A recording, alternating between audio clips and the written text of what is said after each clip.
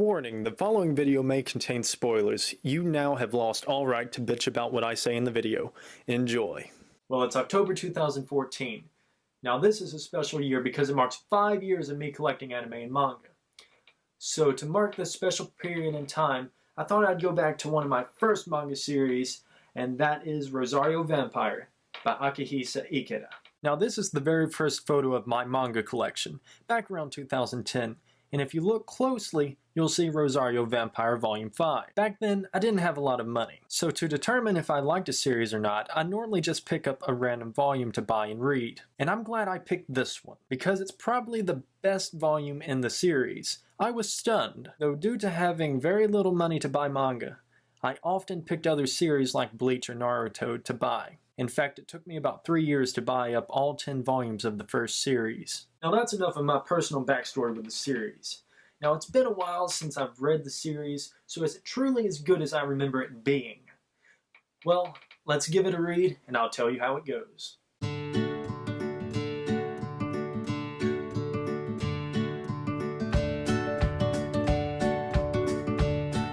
The story revolves around a human by the name of Sukune Aono, who has no special skills and is overall a pretty bland and normal guy. And his adventures in Yokai Academy. Get it? Yokai?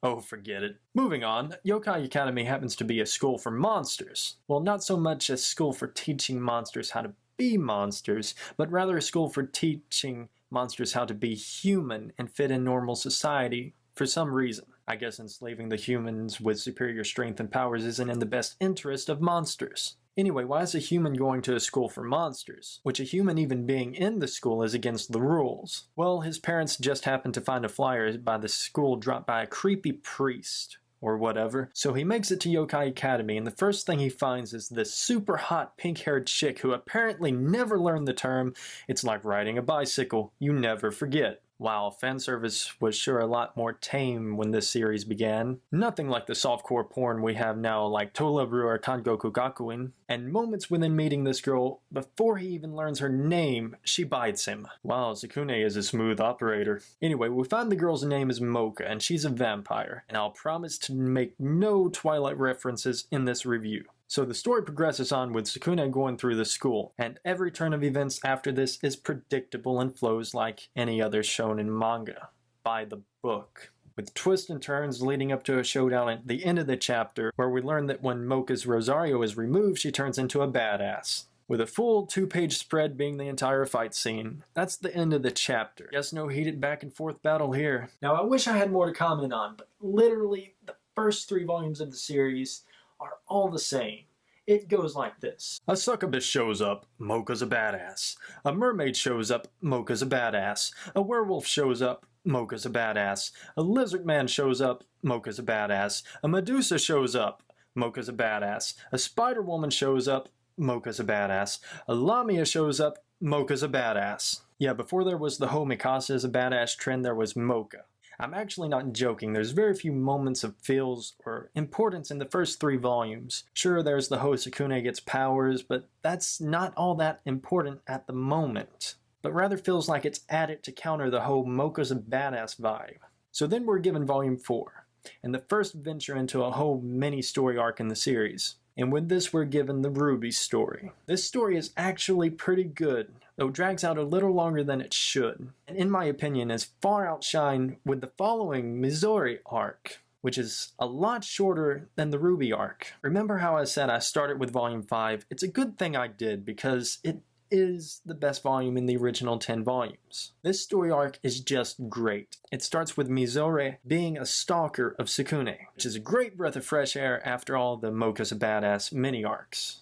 Now I won't ruin the whole story because this is really one you should read for yourself, but the feelings of loneliness and solitude, feeling shunned by everyone around you, this whole arc hit home with me. Now I could go on and on about the story in great detail all the way to the end, but I'll just sum up the rest with as few spoilers as I can. As Sukune deals with his own demons about being taken over by the vampire blood Mocha put into him, there's various fights and events that happen to lead up to a finale that ties a bunch of the fights together with a purpose. Now after volume 5 there's not really any new lead characters added to the series. By that point we've been given the hero, the heroine, the rival heroine, the tag-alone young lolly, the strange misunderstood heroine. Sure, near the end of the story we're given Sukune's sister, but even that event isn't all that important to the story. All in all, the stories for the most part are predictable. Though that doesn't mean it's not fun to read. If you can get past the first 3 volumes, you're golden. Because it gets better from there, even the art. Honestly, the art isn't much to look at in the beginning. It's actually pretty bad.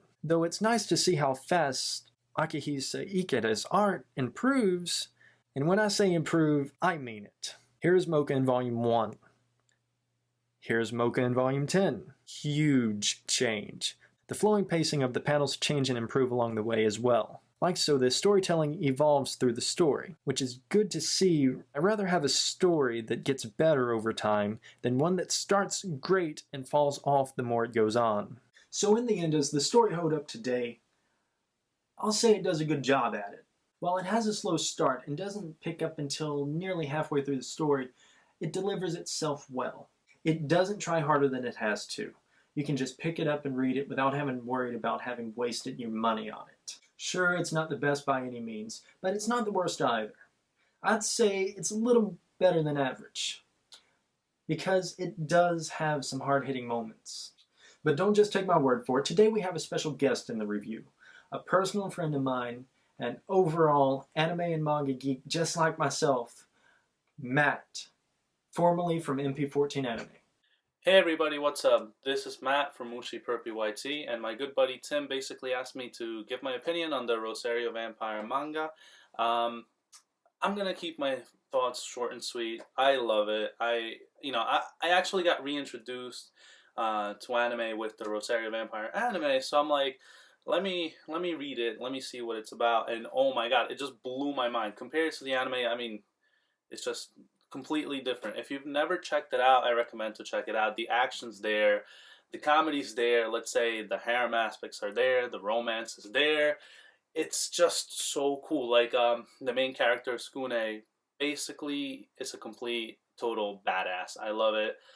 I don't want to give too much away, but if you have the chance to check it out because it's not what you expect. You look at the cover, you're like, oh, it's going to be this silly little thing. It's going to be kind of a joke. If you watch the anime without reading it, you're going to be like, oh, I know what it's all about. You have no clue what it's about. It's so cool. It's so interesting. It is just absolutely fantastic. I mean, it has all the elements that, I don't know, the action's all there. I love the comedy.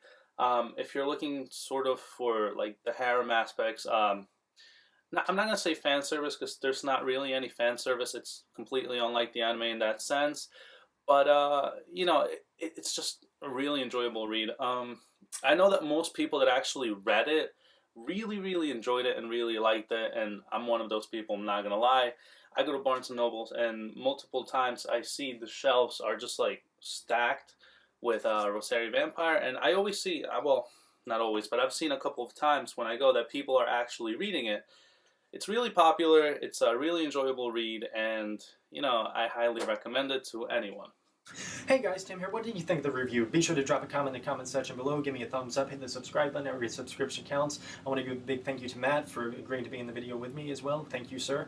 And if you have any suggestions for anime or manga in the future, be sure to drop that in the comment section below as well. And I am Tim, signing out.